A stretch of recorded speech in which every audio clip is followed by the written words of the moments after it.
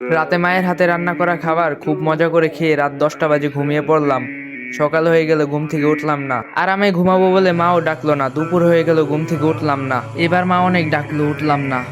মা চলে গেল, একটু পর আবার আসলো। এবার অনেক ডাকাডাকির পর আমি উঠলাম না। এবার বকাঝকা শুরু করলো, তারপর উঠলাম না। এবার মা একটা থাপ্পড় দিল, তবু উঠলাম না। এবার মা হাত ধরে টান দিল, কিন্তু আমার হাত পুরো শরীর নিয়ে নড়া দিয়ে উঠলো।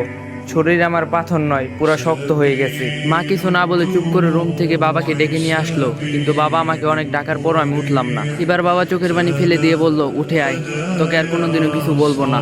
যেভাবে করে থাকতে চাস ওভাবেই থাকিস, তবু উঠে আয়, তোকে আজকে আমি ল্যাপটপ কিনে দেব। আমি অবাক হয়ে দেখছি বাবা এত করুণা করে আমাকে কোনোদিনও বলে নাই, অথচ আজ বলছে। আমি উঠে আসতে চাচ্ছি, কিন্তু পারতাছি না। ওইদিকে বাবা নানান রকম লোক দেখিয়ে বলছে, উঠে আয়। একটু পর আমার বাড়িতে অনেক মানুষ চলে আসলো। ওইদিকে মা অনেক কান্না করতেছে।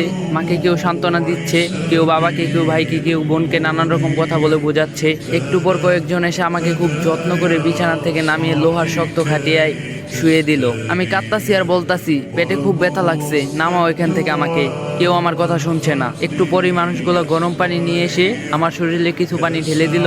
ইস, আমার শরীরটা পুড়ে যাচ্ছে বলে চিৎকার করছি, কেউ আমার কথা শুনছে না। আমাকে পরম যত্ন করে গরম পানি দিয়ে খুব সুন্দর করে ঢেলে ঢেলে ধুয়ে দিচ্ছে। আমি কাঁদতাছি, আমাকে গরম পানি দিও না, আমার শরীর পুড়ে যাচ্ছে। ডলা দিও না, আমার খুব ব্যথা লাগছে। কেউ শুনলো না আমার কথা। অনেক সময় নিয়ে গোসল করে আমার শরীর ভালো করে মুছে নিয়ে আমারে নিয়ে আসলো আমার বাসার জায়গাতে। আমি খুব খুশি হলাম, ভাবলাম আমাকে এখানে বসাবে, কিন্তু ওরা আমাকে না বসিয়ে কাঠের শক্ত খাটিয়ে শুয়ে দিল। একটা চাদরও নিচে দিল না। একটু পর মা, বোন আরো কয়েকজন মিলে একটা সাদা কাফনের কাপড় পরিয়ে দিল। মা অনেক আদর করে আমার মুখে হাত বুলিয়ে দিচ্ছে আর কাঁদতাছে।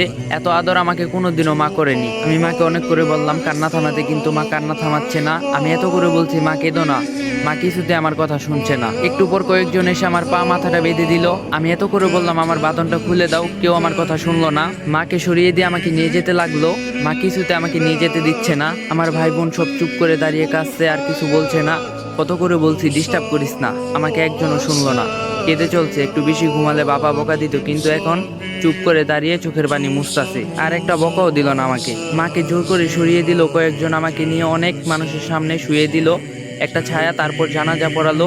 আমার জানাজা শেষ নিয়ে গেল, আমাকে একটু দূরে একটা মাটির গর্তে রেখে আসলো। বাবা আর ভাই দুজনে মিলে মাটির গর্তে নেমে আমাকে কোলে করে তুলে নিয়ে মাটির গর্তে শুয়ে দিল।